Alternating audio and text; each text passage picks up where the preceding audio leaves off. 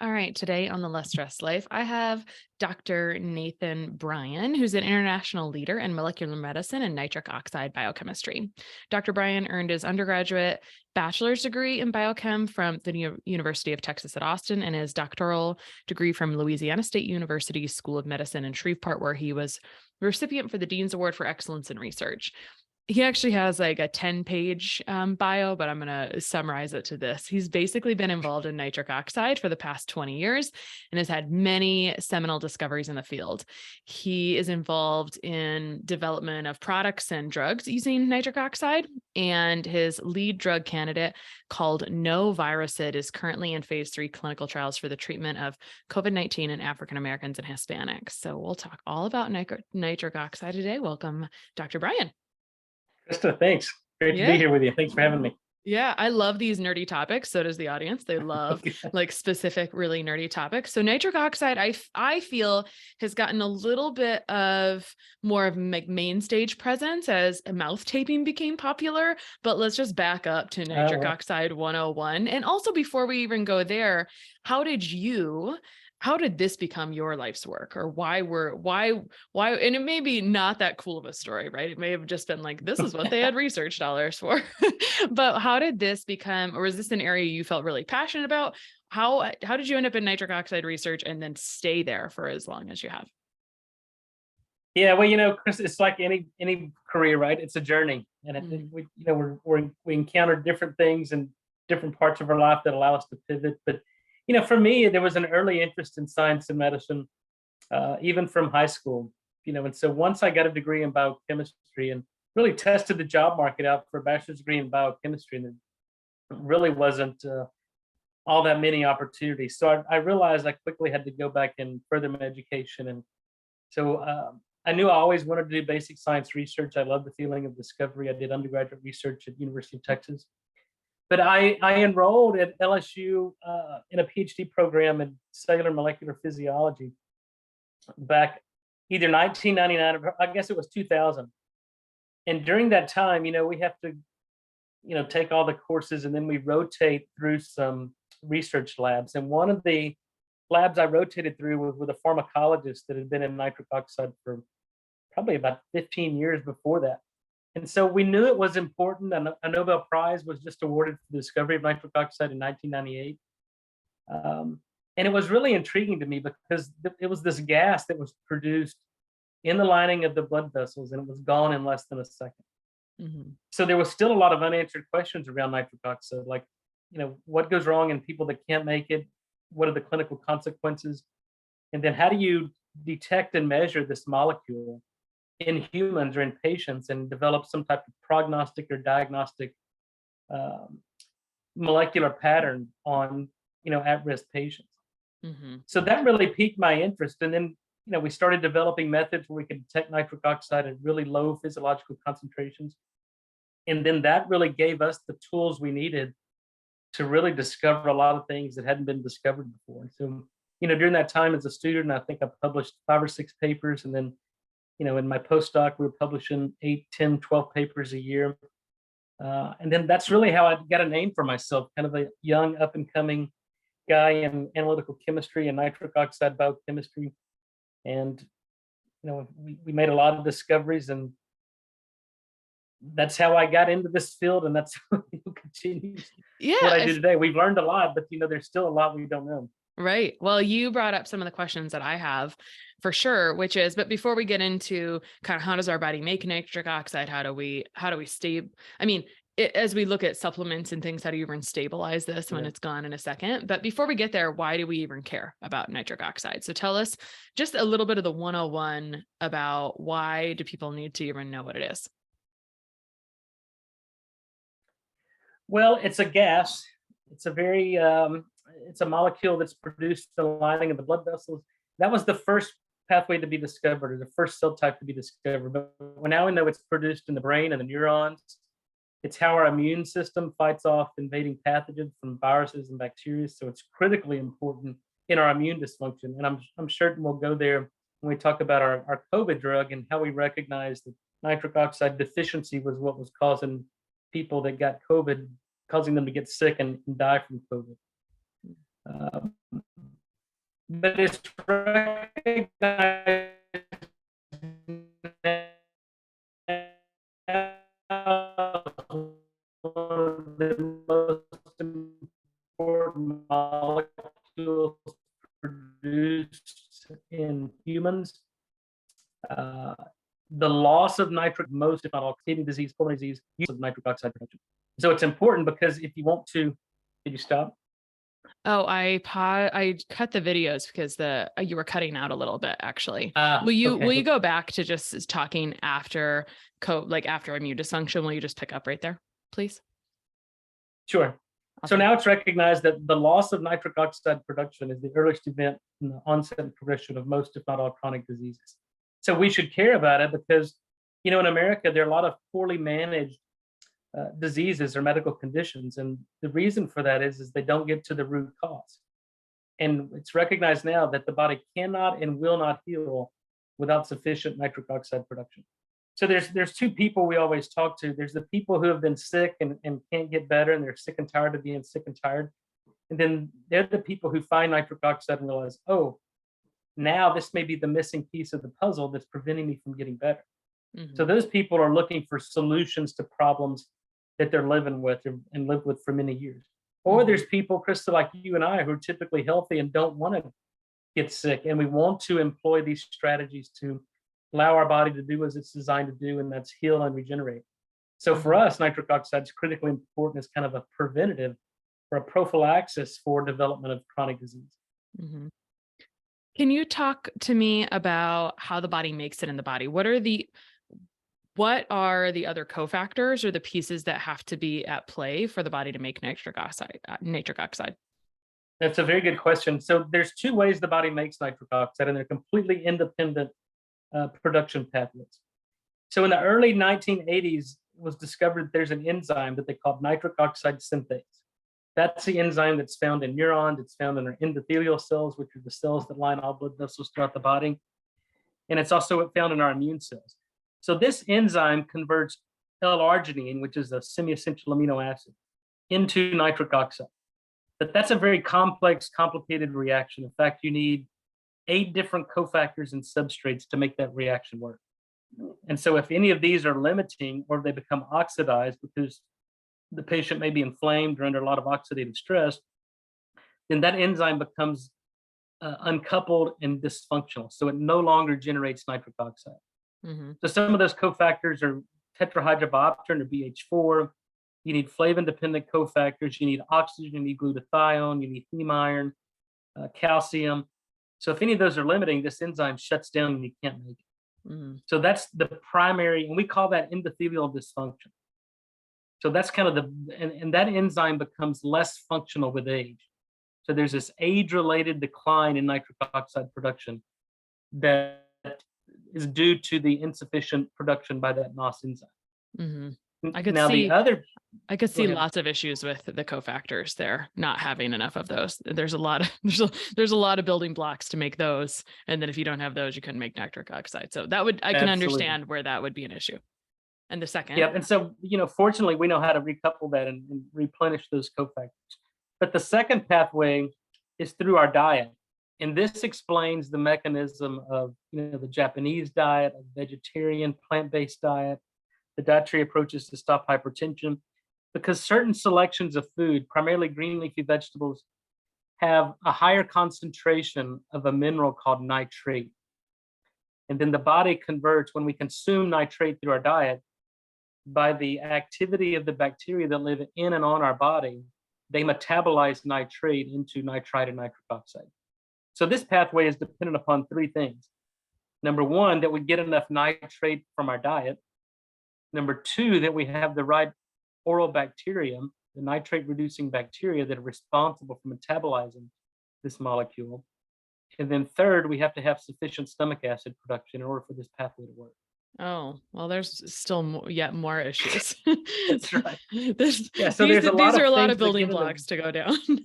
yeah, there's a lot of things that get in the way of nitric oxide production. And, when we revealed probably like 10 or 15 years ago that the use of mouthwash disrupts the oral microbiome and prevents nitric oxide production, causing an elevation in blood pressure and causing loss of the cardioprotective benefits of exercise. There's 200 million Americans that wake up every morning and use mouthwash. And Mm, I think they do it with good intentions, but people don't understand there's collateral damage to these things. And just like we don't take an antibiotic every day for the rest of our life because of the known medical problems that result from chronic antibiotic use why would we use a mouthwash to disrupt the oral microbiome every mhm, day? But yet mhm, people do. mhm.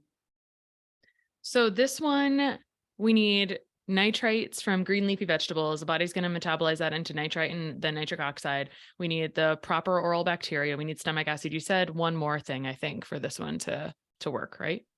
Well, there's three. Yeah, we have to get enough nitrate in the diet, and the standard American diet is really depleted in nitrate, so we're not getting enough from the standard American diet. We have to have the presence of the bacterium, so that's two, and then the third is stomach acid, and that's really a problem because there's 200 million prescriptions written for antiseptics or not antiseptics for antacids, specifically proton pump inhibitors, and that shuts down nitric oxide production Mm-hmm. from both pathways.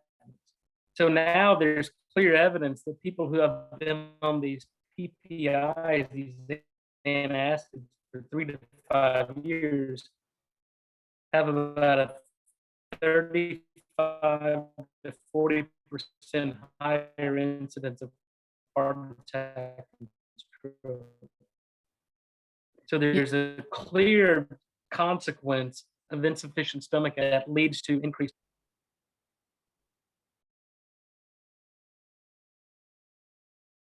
Are you there, Kristen? Yep, I am. Yep. It seemed like it cut out for a second. So plus stomach acid is suppressed by stress. So let's talk about how we measure nitric oxide in the body, because you've now piqued our interest that, oh, it's really important in immune dysfunction. And then we've talked about how it's created and all the issues for it. So how do people know that they have enough nitric oxide? Did you come up with ways that you can measure it in the body? That's been a challenge for 20 or 30 years is how do you clinically measure nitric oxide deficiency? And because it's a gas, it's gone in less than a second. It's not something we can measure like cholesterol or vitamin D or triglycerides in our blood. So we rely on really symptoms. But I developed a salivary test strip, I guess maybe 10 or 15 years ago, because people, just like the question you ask, is how do you know? Um, so the only way to measure that was we created the only point of care non-invasive diagnostic in the form of a salivary test strip. So you can just apply some saliva to the end of this test strip, and if it turns bright pink, then that tells us that your body is able to generate nitric oxide or inorganic nitrite through this enterosalivary circuit. So, but I tell people it's a good tool to have in your toolbox, but it shouldn't be the only tool you use. So we really rely on symptoms. Mm-hmm. So how do you know if you're nitric oxide deficient? Yep. If you have an elevation in blood pressure, your body's not making nitric oxide. If you have insulin resistant diabetes, your body's not making nitric oxide. If you get winded and out of breath walking up a flight of steps, then your body's not making nitric oxide. If you can't remember where you left your keys and you're developing forgetfulness and mild cognitive disorders, then your body's not making nitric oxide. If you have erectile dysfunction as a man or a woman, then your body's not making nitric oxide to dilate the blood vessels of the sex organ to get engorgement. So all of those are kind of the primary signs and symptoms of nitric oxide deficiency. And the test strip is kind of a good way to validate that or verify. Mm-hmm.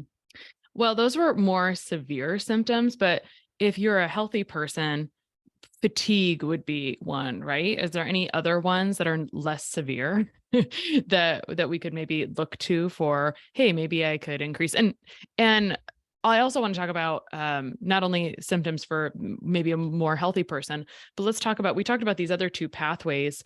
And then I want to talk a little bit about mouth taping and how that increases nitric oxide, if you have feelings about that. Yeah, no, there's many ways the body makes nitric oxide. But so getting back to these other, if you develop chronic fatigue, which is a mitochondrial dysfunction, right? It means the mitochondria aren't making sufficient energy to power the cell. Mm-hmm. Nitric oxide is what controls and regulates mitochondrial ATP production. So again, If you develop chronic fatigue or you're just tired, lethargic all the time, then typically that's a sign of nitric oxide deficiency. Neuropathy, where you have, tingling or loss of sensation or sensory or motor function in the periphery and the arms or the legs, then that's a sign of nitric oxide deficiency, because those small sensory nerves or motor neurons have to have a blood supply. And when they're not getting sufficient blood supply, then they lose their function and you develop neuropathy. So Mhm. those are kind of the milder symptoms. But yeah, when you talk about, how do we increase nitric oxide production? Well, it's a very complex science, but it's really a very simple strategy. So it's diet and lifestyle, it's moderate physical exercise, it's deep breathing, so nasal breathing or mouth tapping. And so the same enzyme that's found in the lining of the blood vessels is also found in our epithelial cells that line all the sinus airways, the airways of the sinuses. And when we breathe through the nose, there are mechanoreceptors on those cells that tell that cell to make nitric oxide. So when we breathe through our nose, we're signaling the body to make nitric oxide, and then we deliver that nitric oxide to the pulmonary vasculature. We dilate the bronchioles, we dilate the pulmonary arteries, and we improve oxygen uptake and we improve oxygen delivery to every cell in the body. But the mouth breathers, you're bypassing that pathway. So you're not stimulating nitric oxide production. But here's the problem, Krista. In people with endothelial dysfunction, they also have epithelial dysfunction, meaning that enzyme nitric oxide synthase isn't working in the lining of the blood vessel, then Mm. it's not working in the sinuses, in the epithelial of the sinuses.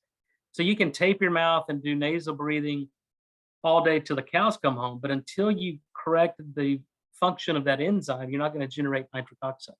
Yeah. Well, let's talk about, can you overdo nitric oxide? So, and this would be from an exogenous. Probably the question before this is, can you take exogenous nitric oxide? I mean, there are supplements out there, but how do you make this stable? Yeah, that's been the confusion around consumers by these companies marketing nitric oxide products now for probably more than 30 years. Since 1998, there's been a number of companies that have hit the market with nitric oxide products. But the challenge has always been nitric oxide is a gas. And 99% of the products on the market are basically giving you precursors or substrates or amino acids and hoping that your body can convert it into nitric oxide. Mm. But the problem in people that are nitric oxide deficient is that they've lost the ability to convert those substrates or precursors into nitric oxide. So most of those products, the analogy I always use is it's like putting gas in a car with a blown up engine. These people aren't out of fuel, they're not out of substrates or precursors, or they're not deficient in arginine or citrulline. They've just lost the ability to convert those into nitric oxide. So those products don't do anything. Arginine, citrulline based products don't do anything. Your body makes enough of those amino acids to saturate the enzyme. So what we've done is completely different. Our whole concept when we were developing this in the research lab was, number one, if your body can't make nitric oxide, then we have to do it for you. We have to generate nitric oxide gas. And that's really been my claim to fame, is I was the first person to develop a solid dose form of a bioactive gas. And so we have to do this in the form of a lozenge in this matrix that falls apart when you put it in your mouth. And then as this matrix falls apart, these active components come together and we generate nitric oxide gas. And that's really the only way you can deliver it, besides in a nasal cannula, delivering the gas directly into patients, is through this lozenge. It has to be Um, in lozenge form it to has fall to be in apart. lozenge form. Yeah, Mm. because you can't put it in a capsule, you can't put it in a tablet, because depending on if that person makes stomach acid or not, or if you don't have the right bacteria, then that product's not going to work for you. Mhm. So what we do is we generate nitric oxide, whether you have the right oral bacteria or not, whether you have stomach acid production or not. So the beauty of that is this product technology works in every single person the exact same way, depending upon whatever their underlying condition is. And so the next question you asked was, how do you know if you're too much? Well, there are only two signs of toxicity for nitric oxide. One is low blood pressure. So if you take too much, your blood pressure will drop to an unsafe level, or you develop what's called methemoglobinemia. and you'll develop cyanosis. So too much nitric oxide will oxidize the iron and hemoglobin, and reduce the oxygen carrying capacity of your blood, and you'll get cyanosis, blue around the lips. But that's, I mean, we've never seen that, and that's it's a serious medical condition. But you would have to almost intentionally overdose on nitric oxide to get to that level. Yeah. How much would you have to take for that to happen? Would you Well, guess? the LD50, which is the lethal dose that would cause death in 50% of the people who take it. Obviously, these are done in research animals, mice. Is tons. So probably, in terms of our lozenges, if you took 100 of our lozenges at one point, probably some bad things are going to happen to you. Got it. Yeah. If you take 100 Tylenol pills, you're going to die too. So the dose dictates the poison. Right. So Yeah. we've never had an issue with anybody overdoing the lozenge, because number one, we have to safety first, do no harm. Then number two, we have to generate a certain amount of nitric oxide that's biologically active that'll elicit a physiological response. And that's exactly what we've achieved with our technology. So aside from overdose, which would be very challenging to actually accomplish, and you'd have to do it exogenously, there really is no other harm to creating, because you're expanding blood vessels. So aside from low blood pressure, there's no other known harms from increasing nitric oxide, right? That's right. Well, years ago, Krista, when probably in the early 2000s, a lot of clinicians and researchers thought that septic shock and the end organ failure from sepsis was due to an overproduction of nitric oxide production. Because when you get septic, your immune system generates a lot of nitric oxide to try to kill the infection. And the thought process was, well, that's leading to systemic vasodilation, loss of perfusion pressure, and then end organ failure and death. So they actually designed some clinical trials to give a nitric oxide inhibitor in septic patients. And the results were catastrophic. Yeah. I mean, the people that inhibited them, and the patients that got the NOS inhibitor actually did worse than those who got the placebo. So inhibiting nitric oxide production actually killed more people from sepsis than the placebo. So that told us that really the nitric oxide being produced during sepsis is actually protective and not causal for the hypoperfusion and end organ failure. So that really kind of changed the landscape, because now, today, there's no known clinical situation where overproduction of nitric oxide is causal for the pathology. Well, I can't leave this one piece. You were talking about people are not converting into nitric oxide because they've got endothelium or epithelium issues. So are we saying that this is a mucosal issue, or is it an enzymatic dysfunction? It's an enzymatic dysfunction, but there's a lot of things that feed into that enzymatic reaction. As I mentioned, if people are, inflamed and under oxidative stress, they'll oxidize tetrahydrobiopterin, they'll oxidize glutathione. If they're not delivering oxygen to those individual cells, oxygen's required for nitric oxide production. So there are a lot of things.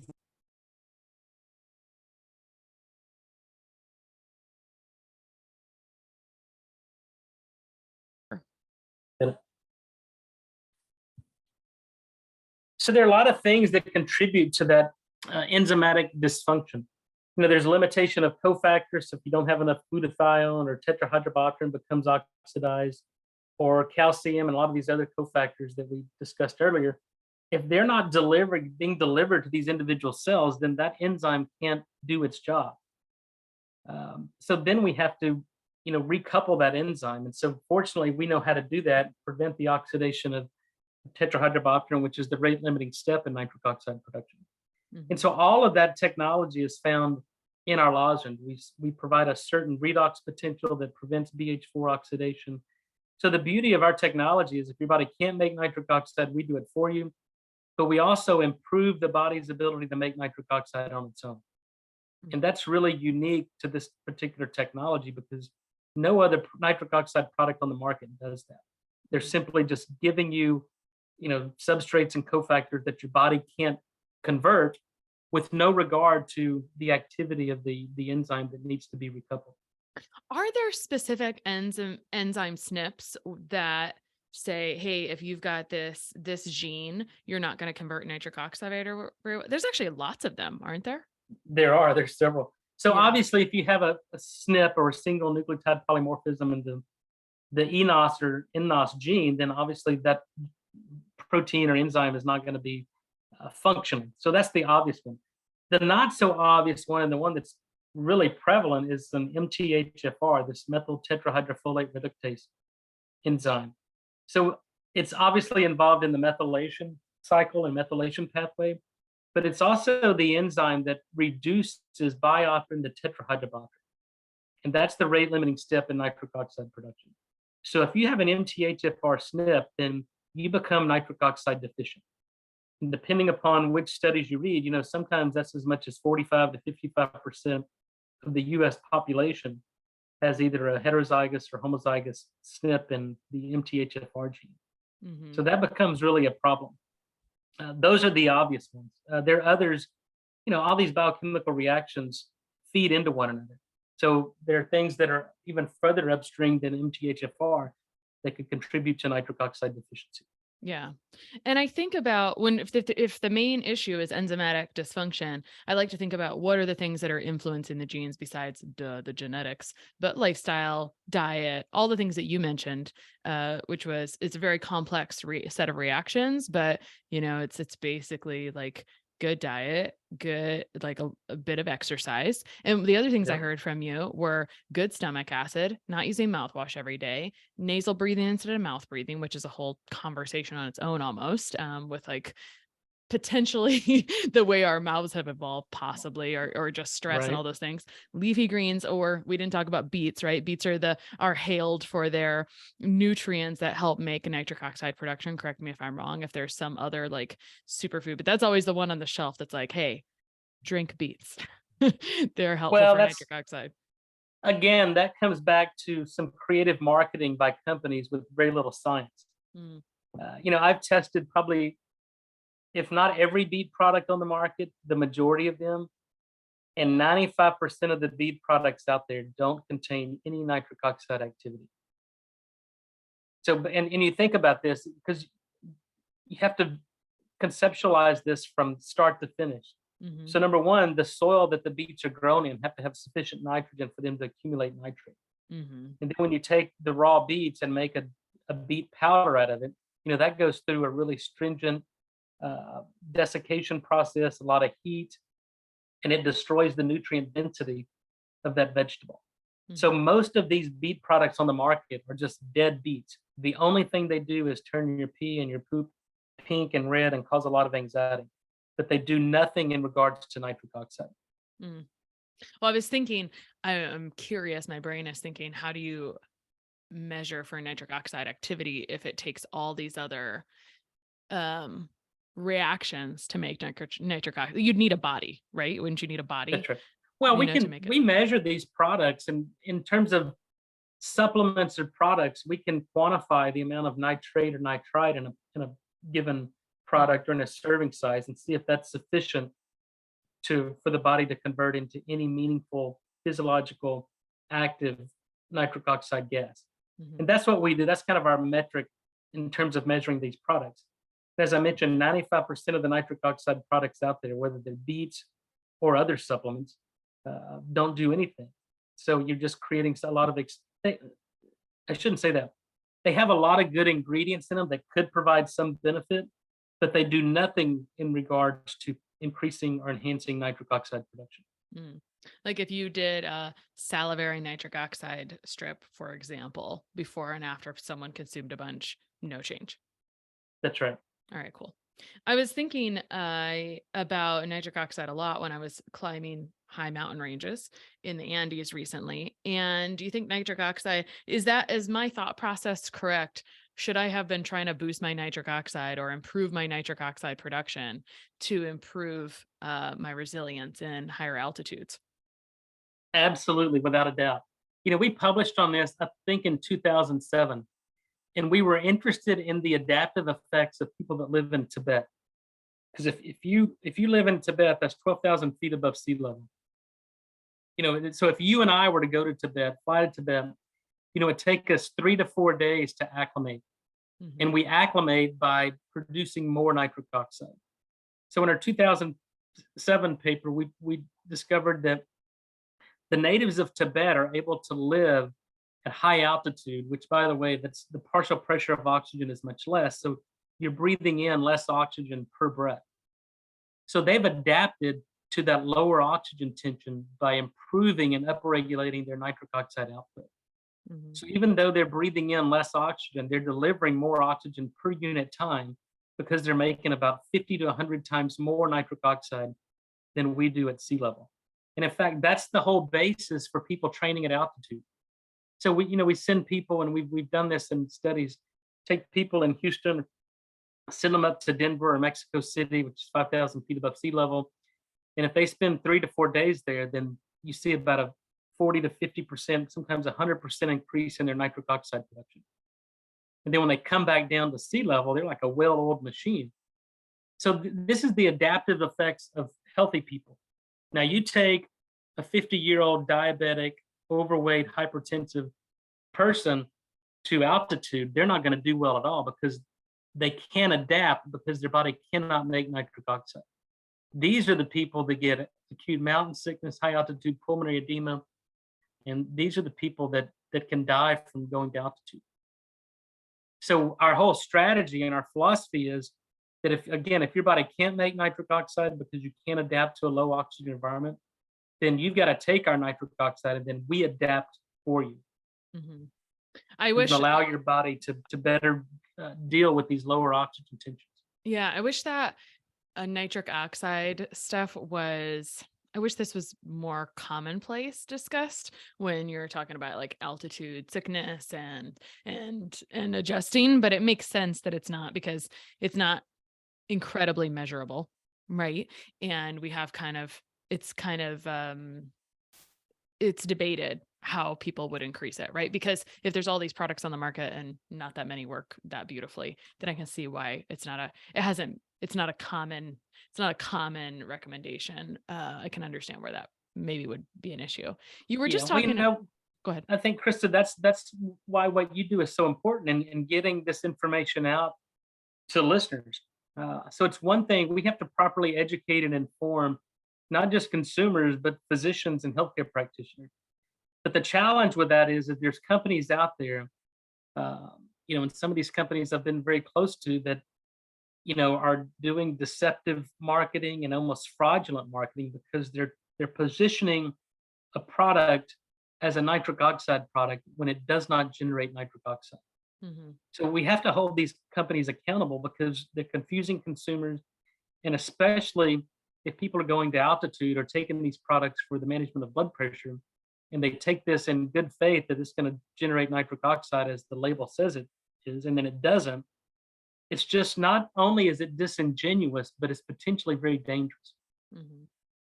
Is nitric oxide ever given in a hospital setting to improve someone for blood pressure issues or anything like that, right? Because it's normally delivered as a gas, so that would be the main place No, where. that's right. The first FDA approved indication for nitric oxide therapy was inhalative nitric oxide for premature babies born with pulmonary hypertension. Mm, So when babies are born premature, one of the last organs to fully develop is the lungs. And so premature babies have underdeveloped lungs. They don't get good oxygen exchange until they develop pulmonary hypertension. So now, 20, 30 years later, this therapy has saved hundreds of, probably millions of babies' lives. mm, And that's now they're heartwarming. using it off label for adults undergoing cardiopulmonary bypass surgery. There were a number of published clinical trials during COVID, really sick, hypoxic COVID patients in the ICU. were given inhaled nitric oxide and they got better. You improve blood oxygen saturation, you dilate the pulmonary circulation, and overcome what's called hypoxic pulmonary vasoconstriction. Yeah. I wonder why wasn't that more of a duh, right? Like, why wasn't that an automatic? Hey, we have this natural thing our body makes and it's antimicrobial and it dilates this and it's really useful in this indication. Why is that not the automatic? So don't ask me. Well, because it worked because it wasn't a vaccine. Hmm. That's the Not enough reason it money. wasn't. Not enough money tied to this. Not enough money. That's right. Follow that. So you just mentioned the profile of an overweight, hypertensive, pulmonary edema person. Let's talk about what happens when you give exogenous nitric oxide to that person, and also this COVID trial, right? Because the people that this is going to help. I mean, I want to talk about. We were just mentioning during, but really it's the post-COVID people that you're after. Hindsight 2020, where they're not really feeling good. So, what happens when you give exogenous nitric oxide to this profile that really needs it, and then also in long haul COVID? Well, everybody's different. And so when we look at responses, kind of a general response, everybody's different. So when I take this lozenge, I don't notice any different. I don't feel any different. But if you take somebody who's a really sick person with a history of transient ischemic attacks, it's hypertensive, when they put that lozenge in their mouth, within seconds, they'll tell you that they feel a difference. And in fact, if we use an ultrasound and just measure the carotid artery, within about 30 seconds of that lozenge, we can actually watch the carotid artery dilate. So that's just one vascular bed, but it's happening throughout the body. So not only is it a vasodilator that dilates the blood vessels and improves oxygen delivery and blood oxygen saturation, but it prevents vascular inflammation. And that was kind of our segue into COVID, because we recognized in March of 2020 that the people that were getting COVID and dying from COVID were the people who couldn't make nitric oxide. Those were the elderly, primarily African Americans with high blood pressure, diabetes, obesity, a previous heart attack. Those are the people who can't make nitric oxide. So when they got exposed to COVID, what nitric oxide typically does is, for instance, I use me as an example because I'm probably the best example out there. When we're exposed to COVID or the flu or any respiratory virus, our body recognizes that, and then we mobilize our immune system. And we do that through opening up blood vessels through nitric oxide. We go to the site of attachment. In respiratory viruses like COVID, it's usually the airway epithelium. And then our immune system generates a lot of nitric oxide over a short period of time. And that nitric oxide prevents the virus from replicating. But if you can't make nitric oxide, then that virus replicates, propagates throughout the body. You get the spike protein that causes vascular inflammation. Platelets start sticking together and clotting. And monocytes and neutrophils stick to the lining of the blood vessel. And you get kidney disease and liver disease and pulmonary disease, because there's not enough blood flow getting through those vessels now. And then you get small microclots that are causing strokes and heart attacks, and that all points to a lack of nitric oxide production. So that was our argument when we filed our investigative new drug application to the FDA, was, okay, if these people are deficient nitric oxide, which basically explains every single etiology of COVID infection, from those susceptible to infection to binding to the ACE receptor, to the systemic inflammation and systemic disease that lasted long after the active infection, all could be remediated by giving nitric oxide. And that's exactly what we've seen in our drug trial. We've now dosed over 650 patients with our nitric oxide drug. It's a double-blind, placebo-controlled study. But even after 100 patients, we already saw a statistically significant difference between the two groups, the active and the placebo. So the science, well, our primary endpoints were hospitalization, admission to the ICU, and death. But we also measured their symptomology. So clearly, in one group, and of course it's double-blinded, so we're blinded to this. The people in one group, if they got sick, their onset of symptoms, the symptomology, meaning that the time of the symptoms was completely abrogated in one group. And so at that point, COVID was a very predictable timeline. If you got exposed to COVID, 3 days later, you develop symptoms. And those symptoms, if you got really sick, would last for 7, 10 days. You'd go to the ICU, they'd put you on a mechanical vent. 3 days later, you typically die. But in one group, we found that if they got symptoms, they were very mild symptoms. And then the other group obviously had the normal course of disease. So let's talk about what you do. You've stabilized nitric oxide and you've got these many patents. I don't, I mean, again, correct me. The bio is long. I think you have many patents on different things, Right. and you have essentially a drug that you're trying to produce. Are you creating? I actually interviewed a researcher recently, and he was producing essentially the raw material for other people to put into products. Or are you just kind of doing all of your own products? I think the question is really, when I talked to him, I had to look for a particular ingredient in a product for it to be that particular raw material. In your case, that's Right. not really an option because it has to be delivered in a very specific way. So you That's really have to have control of everything from start to finish, probably. that's right. No, we produce and deliver finished products. So, and we've got only a handful of manufacturers who can do this. But obviously, we have to source the raw ingredients, and we have to make sure that we put this in together a form that keeps these active materials separated until this matrix falls apart in the mouth in the form of a lozenge. Then we generate the gas. So everything we do and every product that me or my companies bring to market generates nitric oxide gas. We can quantify it, we can verify it, and if it doesn't, we don't bring it to market. So you never have to guess if a Nathan Bryan product generates nitric oxide. If it has my name on it, you can guarantee that it does, and we've got the methods to verify it and quantify it. So So how can we people got find these products?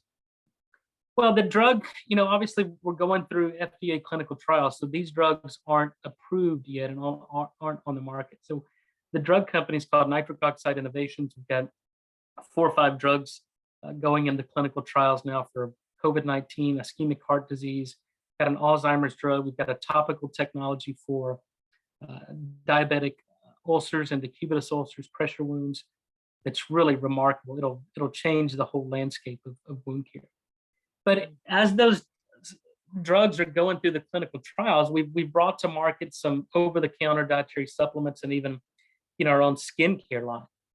So our nutritional and dietary supplement products are through a company called Bryan Nutraceuticals, and that can be found at no2u.com. That's no the number 2 the letter u.com.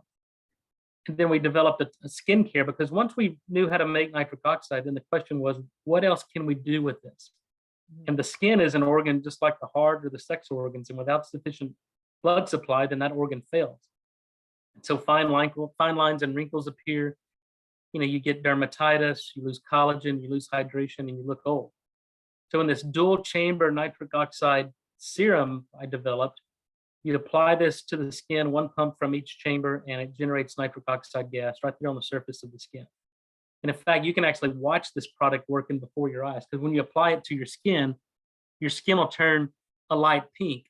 And that's due to the opening up of the capillaries and increasing blood flow to wherever you apply it. And this is a completely new category in skincare. This is an unbelievable product. Most skincare and beauty products hide the blemishes, hide the fine lines and wrinkles. We get to the root of the problem and improve collagen deposition. We've got 4 published clinical trials on this technology, but an incredible product. It's called N101 nitric oxide serum through a company called Numa Nitric Oxide. Are we But going to get your before and afters of your skin, Dr. Bryan? that's right. Yeah, I think it's proof principle that it works, but it's one thing to work in individuals, but when you do a randomized controlled clinical trial and look at a number of different patients before and afters, it's really transformative. So I'm really proud of that product technology. And again, that's found at n101.com. So I have to ask this question, and I could make up a bunch of answers, but I'd like to hear your answer. So you've got, I mean, nitric oxide is made in the body, right? You've stabilized it exogenously. It fits under the dietary supplement category technically, right? So you could just proceed and do supplements so people buy this over the counter, but you're going drug route. Why are you going drug route? Is that to get into different types of audiences essentially? Well, I'm trained as a drug discovery biochemist. And so, we get into academia and basic science research to give physicians new tools to treat, prevent, cure, or diagnose disease. That's really the basis of everything we did when I was in academia as a professor of medicine. So it was never my intent to develop a dietary supplement or nutritional product. Mm, But the beauty of that kind of program and route is now it's readily accessible to people all over the world, right? You don't have to have a prescription to get this. right. But as you know, it's the wild, wild west because any other company can say the exact same thing that I'm saying without any evidence. And that's just basically the dietary, the DSHEA Act, which basically allows dietary supplements to support basic structure, function applications in the human body. Hmm. So my objective now, and it hasn't changed since 25 years in academia, is to deliver safe and effective nitric oxide product technologies into every major market segment around the world. I think we've been very successful with that in the nutrition dietary supplement space. We've had it in the skincare and beauty for the past 2 or 3 years. But in order for this to be mainstream and for everybody to know about it, just like um, taking niacin or niacin for lowering triglycerides and or prescribing a, a pill for hypertension, if we go through the rigor of doing FDA approved clinical trials, then if you go to your physician, he's not, today, if you go to your primary care physician asking about nitric oxide, most doctors out there are going to look at you funny and don't know what you're talking about. Right. However, if we get a nitric oxide drug approved, then these physicians will learn about nitric oxide. They'll know how important it is. And now they can prescribe you not only an effective drug for that indication, but a drug without side effects. Yeah. And to me, that's the most important thing about what we're doing because my research program was designed around this concept of restorative physiology. Most drugs are pharmacology, right? They're inhibiting certain biochemical reactions. And when you do that, there's always consequences, and they call those side effects. Hmm. And I don't watch a whole lot of TV, but when I do watch TV and I see these drug commercials come on, they're 30-second drug commercials. 25 seconds of that 30-second commercial are side effects. Hmm. I mean, and I don't know why people would even want to take, if they listen carefully to the commercials, no one in their right mind would take these drugs or even ask their doctor about these drugs. Hmm. So what we do is basically give what's missing. We give nitric oxide to the body at doses that the body normally produces. It's just so we're not inhibiting any reactions, we're not causing side effects. So this is a completely new paradigm in drug discovery. And Yeah. I think that's why it will change the face of healthcare and it will be the way we treat people for the next 100 years. How many years until we see nitric oxide entering the drug space? I mean, you're the guy with the first row seat. Yeah, I think within the next 12 to 24 months, we'll start getting some of our drugs approved. Because here's the deal, it's so remarkable in its potency. And we've been very fortunate and very diligent in trying to figure out, number one, is it safe, do no harm? But number two, provide a dose of nitric oxide that's not only safe, but it's efficacious in many different indications. Hmm. So this takes, typically about 10 years and $800 million to get a drug to market. I think we've been able to fast track this not only because of COVID, but because of our drug is so safe that now we're able to go straight into phase 3 clinical trials for any oral formulation we go to. Hmm. So many of these, I think we've gotten feedback from the FDA. We know what to do. We have a clear regulatory path. We just have to do the study and let the drug perform.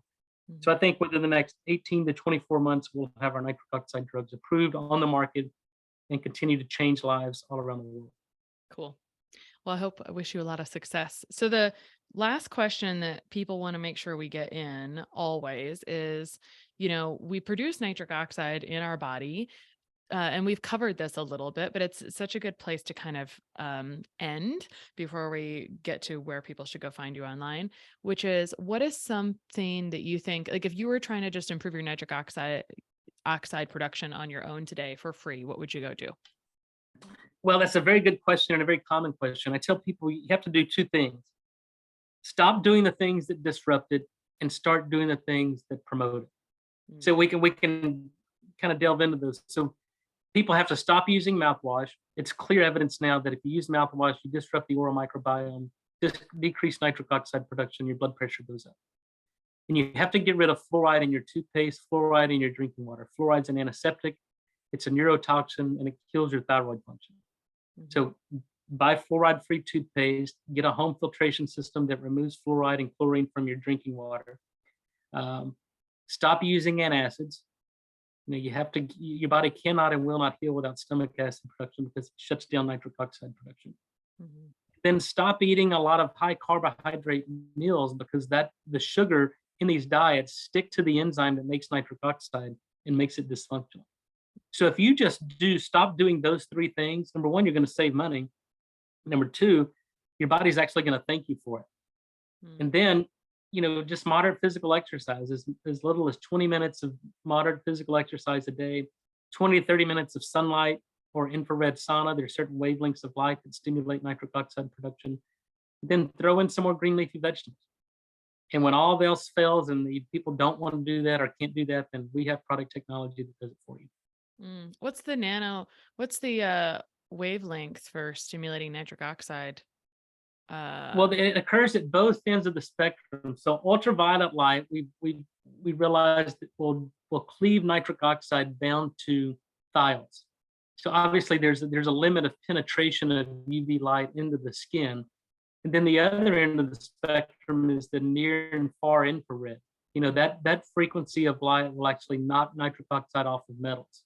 So it'll re-liberate any nitric oxide. And we call these photolabile stores. But if you're nitric oxide deficient, obviously you have less of these photolabile stores. So the efficacy of light therapy is going to be much reduced. So we like to tell people if you're going to go out in the sun or sit in an infrared sauna or do light therapy, titrate up your nitric oxide levels before, take our nitric oxide supplement or go eat some spinach or kale or arugula, or I would say beets, but most beets don't contain any nitrate.